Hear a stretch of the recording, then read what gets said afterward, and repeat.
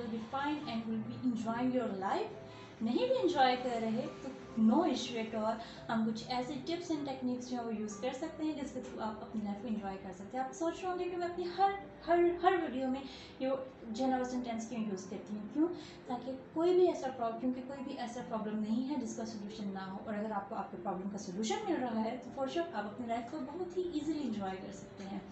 आज का जो हमारा टॉपिक है वो बहुत ज़्यादा इंटरेस्टिंग टॉपिक है, बहुत ज़्यादा हॉट वन टॉपिक है। ऐसा टॉपिक है जिसके बारे में मुझे बहुत ज़्यादा रिक्वेस्ट आई हुई हैं कि इस टॉपिक पे आप बात करें और हमें हमारी इस प्रॉब्लम के बारे में सॉल्यूशंस बताएं।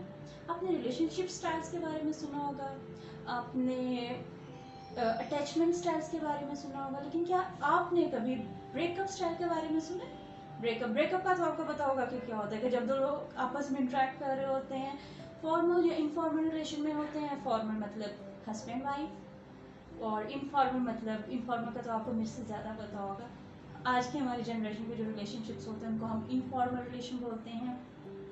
वो जब ख़त्म हो जाता है तो उसके बाद क्या क्या प्रॉब्लम्स अराइज होते हैं और उन प्रॉब्लम्स को हम किस तरीके से रिजॉल्व कर सकते हैं। सबसे पहले हम बात करते हैं ब्रेकअप स्टाइल की।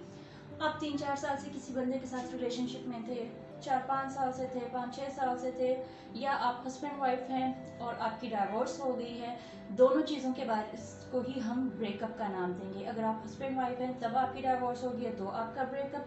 अगर आप जो है ना वो मतलब इनफॉर्मल रिलेशन में थे, 3-4 साल से थे, मंगेतर थे, आपकी इंगेजमेंट ख़त्म हो गई, वो भी ब्रेकअप में काउंट होगा। अगर आपकी एक अच्छी जो है वो फ्रेंडशिप थी, क्योंकि बॉयफ्रेंड और गर्लफ्रेंड का जो वर्ड है वो मैं अपनी वीडियोस में यूज़ नहीं करूँगी क्योंकि वो बहुत ज़्यादा एक नेगेटिव इम्पैक्ट देगा और बहुत ही ज़्यादा एक स्लैंग सी चीज़ जो है वो हो जाएगी। तो जो जब अपोजिट जेंडर्स के दरमियान रिलेशन एंड हो रहा होता है या हो चुका होता है, उस चीज़ को जो हम टर्म करते हैं वो होता है जी ब्रेकअप। अब ब्रेकअप आपका हो गया, ब्रेकअप के बाद आपने किस तरीके से रिस्पॉन्ड किया। कुछ लोग ऐसे होते हैं ब्रेकअप हुआ उसके बाद बहुत ज़्यादा ओवरलैम्ड हो गए कि जो है ना वो क्या होगा कैसे होगा। और कभी कभी ऐसा होता है कि वो बहुत ज़्यादा नम हो जाते हैं, बहुत ज़्यादा जो है ना वो डर किस्म के नज़र आएंगे। और कभी कभी ऐसा होगा कि कहेंगे हमने तो अब रिवेंज लेना है, हमने जो है ना वो अपने उस बंदे को छोड़ना नहीं है, उससे बदला लेंगे, ये करेंगे वो करेंगे। अपनी इमोशंस में जो है ना वो रोलर कोस्टर की तरह यूं यूं करके जो है ना वो उनकी मूड स्विंग्स आ रहे होते हैं। तो बेसिकली उस ब्रेकअप स्टाइल को हम रोलर कोस्टर का नाम देते हैं। फिर आपने देखा होगा कि कुछ लोग ऐसे होते हैं कि उनका ब्रेकअप हुआ और बिल्कुल उनका डाउनफॉल हो गया। जैसे आपने देखा होगा कि वाटरफॉल होता है, ऊपर से नीचे गिर रहा होता है, इस तरीके से। उस ब्रेकअप स्टाइल को हम वाटरफॉल कहते हैं कि ब्रेकअप होने के बाद आपका जो वे ऑफ कोपिंग है वो इतना ज़्यादा स्लो हो चुका हुआ है या इतना ज़्यादा इमोशनली डिस्टर्ब है कि आप हर एक चीज़ से जो है ना वो अपने आप को ख़त्म कर चुके हुए हैं। स्टोन वॉलर, आप अपनी फीलिंग्स को इतना ज़्यादा रिप्रेस कर रही हैं कि आप किसी के साथ भी जब इंट्रैक्शन में नहीं है, आपको नहीं समझ आ रही कि आप किससे शेयर करें किससे शेयर ना करें, आप किस तरीके से अपनी फीलिंग्स को जो है ना वो दूसरों के सामने लेके आए। ये चीज़ होती है स्टोन वॉलर। उसके बाद जो सबसे हेल्थियर वे होता है ब्रेकअप के बाद किसी भी चीज़ को कोप अप करने का, वो होता है बैलेंस्ड। आपको पता है आपका ब्रेकअप हो गया, आपकी तरफ से प्रॉब्लम्स अराइज हुई, आपके पार्टनर की तरफ से प्रॉब्लम्स अराइज हुए, लेकिन अब जो चीज़ हो चुकी हुई है उसको आपने कोप अप करना है। और कोप अप भी आपने करना है बहुत ही हेल्दी एंड पॉजिटिव वे से। आपने अपनी फीलिंग्स को एक्सेप्ट किया, अपने नेगेटिव इमोशंस को एक्सेप्ट किया, and then you have moved on. So it is termed as a balanced way of coping after breakup. Breakup हो गया, प्रॉब्लम्स अराइज हुए। प्रॉब्लम क्या है? डिप्रेशन है, एंजाइटी है, लाइफ डिस्टर्ब हो गई है, साइकोलॉजिकली डिस्टर्ब हो गया है, स्लीप डिस्टर्ब हो गई है, एपेटाइट डिस्टर्ब हो गई है, सोशली कट ऑफ हो गए हैं, फैमिली के साथ प्रॉब्लम्स आना शुरू हो गए हैं। सारे के सारे प्रॉब्लम्स आप लोग बहुत अच्छे तरीके से जानते होंगे, बट द पॉइंट इज कि इनको रिजॉल्व कैसे करना है। मैं अपनी हर वीडियो में, हर सेशन में सिर्फ और सिर्फ जो है ना वो सोल्यूशंस पे बहुत ज़्यादा फोकस करूँगी। क्यों? क्योंकि लोगों को अपने प्रॉब्लम्स का भी पता है, लोगों को अपने रूट कॉजेज़ का भी पता है, लेकिन जो प्रॉब्लम आती है वो आती है कि हम सोल्यूशंस पे किस तरीके से हैं। So let's move towards the solution. कौन सा भी पूरी ज़िंदगी कोई आपके साथ रहता है, माँ बाप छोड़ के चले जाते हैं, ये तो फिर बंदा या बंदी थी, डाइवोर्स हो गई, 10 साल की शादी थी, कोई मसला नहीं, लेट्स मूव ऑन। 5 साल का रिलेशन था, बंदे ने रिसीव कर दिया, it's okay, no issue at all. 6-7 साल से जो है ना वो हम रिलेशन में थे, लड़की ने रिसीव कर दिया, कोई बात नहीं, खैर आप आगे बढ़ जाएं। कौन सी वो आखिरी लड़की थी आपकी ज़िंदगी में, या पूरी दुनिया में और लड़कियां ख़त्म हो गई हैं? Move on. बहुत ज़्यादा आसान है कहना, हद से ज़्यादा मुश्किल है करना। I know, because I am dealing with all those people who have been suffering from relationship traumas, who have been suffering from breakup problem. कहना बहुत आसान होता है कि move on, लेकिन जब करना पड़ता है तो बहुत ज़्यादा मुश्किल आती है। लेकिन कोई भी ऐसा प्रॉब्लम नहीं है जिसके सॉल्यूशंस ना हो। आखिर पे आपने अपने आप के साथ रहना है। मेरा ये मानना है, एक साइकोलॉजिस्ट होते हुए, एक लड़की होते हुए, एक इंसान होते हुए, एक बेटी होते हुए, कि अगर आप अपने वालिदैन की डेथ के सदमे को बर्दाश्त कर लेते हैं ना, तो मुझे नहीं लगता कि कोई भी ऐसा ड्रामा होगा आपकी ज़िंदगी में जिसको आप बर्दाश्त नहीं कर पानी। क्यों? अगर आपको मरना हो तो शायद आप अपने माँ बाप की डेथ के साथ ही खुद भी मर जाएं। क्यों? सबसे ज़्यादा जो चीज़ एक इंसान की इम्पोर्टेंट में, एक इंसान की लाइफ में इम्पोर्टेंट होती है, वो उसके माँ बाप होते हैं। तो अगर आप उनके जाने के बाद या उनका सदमा बर्दाश्त करने के बाद भी आप जिंदा हैं, तो यकीन करें ऐसे इनफॉर्मल रिलेशनशिप्स के एंड होने के बाद भी आप जिंदा रह सकते हैं। अगर आपकी डाइवोर्स हो चुकी है तो शायद आपको कोई और बेहतर लाइफ पार्टनर मिल जाए। बात करते हैं ब्रेकअप के बाद होने वाले इश्यूज़ ये होते हैं कि आप जो साइकोलॉजिकली डिस्टर्ब होते हैं। इनको अगर हम ज़्यादा डिटेल में ना करें तो ज़्यादा बेहतर होगा, क्योंकि सोल्यूशंस पे बात करें वो चीज़ आप लोगों के लिए ज़्यादा बेनिफिशियल होगी। सबसे पहले ये चीज़ कि accept the reality. Don't try to overcome your emotional wounds. Psychological disturbance को ओवरकम मत करें। सबसे पहले आप उस चीज़ को एक्सेप्ट करें। बैठें सुकून से, लेट जाएं, आंखें बंद करें। आंसू बह रहे हैं, बहने दें। दिल के अरमान आंसुओं में ही बहते होते हैं। जो भी प्रॉब्लम हो गई है, आप उस चीज़ के बारे में सोचें। जो आपके नेगेटिव इमोशंस आ रहे हैं, आपके अंदर नेगेटिविटी बहुत ज़्यादा फुलफिल हो चुकी हुई है, आपका माइंड सिर्फ और सिर्फ नेगेटिविटी के बारे में सोच रहा है, आप रिवेंजफुल हो रहे हैं, आप जो है ना वो बदला लेना चाह रहे हैं, या आप ऐसा कर रहे हैं कि अब मैं भी किसी के साथ ऐसे रिवेंज लूँगा, या मैं भी ये चीज़ें लेके चलूँगा आगे, मैं आगे किसी रिलेशन में नहीं होऊंगा, या मैं आगे शादी नहीं करूँगी। It's okay, B relaxed. थोड़ी देर के लिए काम डाउन हो जाते हैं। जो हुआ बहुत बुरा हुआ, नहीं होना चाहिए था, लेकिन हो चुका हुआ है। अब आगे का जो है ना वो हमें स्टेप लेना होगा कि हमने किस तरीके से आगे मूव ऑन करना है। तो सबसे पहले आप एक्सेप्ट करो अपने नेगेटिव इमोशंस को। उसके बाद आप रियलिटी में ये चीज़ देखो कि जो चीज़ आपके साथ हुई है वो ना आपकी गलती थी, ना आपके स्पाउस की या आपके पार्टनर की गलती थी। बहुत सारे ऐसे फैक्टर्स भी होते हैं जो इन्वॉल्व हो जाते हैं, कभी कभार थर्ड पर्सन भी इन्वॉल्व हो जाता है। सिर्फ और सिर्फ रियलिटी को एक्सेप्ट करें, रियलाइज करें, रिस्पॉन्सिबिलिटी लें। अगर आपकी तरफ से कोई ऐसी बात हुई है जिसकी वजह से आपका रिलेशन खत्म हुआ है तो आप अपनी रिस्पॉन्सिबिलिटी लें। लेकिन अगर आपके स्पाउस की तरफ से वो चीज़ हुई है, आपके पार्टनर की तरफ से ये चीज़ हुई है, तो उस चीज़ को भी आप एक्सेप्ट करें। Share with someone. आपके अंदर जितनी ज़्यादा फ्रस्ट्रेशन भरी हुई है, आप जितना ज़्यादा कैथारसिस करेंगे, आप उतना ज़्यादा जो है ना वो जल्द अज जल्द अपनी नॉर्मल लाइफ में वापस आएंगे। तो share with someone, have a shoulder on which you can cry on.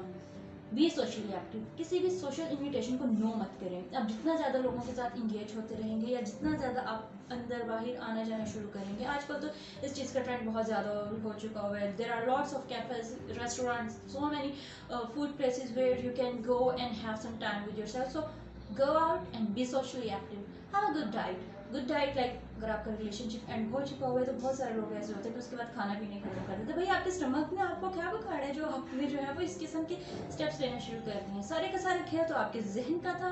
आपका जहन खराब जो है ना बहुत ज़्यादा अपसेट हुआ है, ख़राब हुआ है, और सज़ा आप अपने बेचारे स्टमक को दे रहे हैं। उसने क्या बिगाड़ा है आपका? उसको तो पूरा रखो। Okay, move on to the next topic. Topic means next suggestion. Have a new hair style. आपको पता है हेयर स्टाइल से जो है ना वो आपकी जो लाइफ है या जो आपकी ओवरऑल मेंटल हेल्थ है वो बहुत ज़्यादा इम्प्रूव होती है।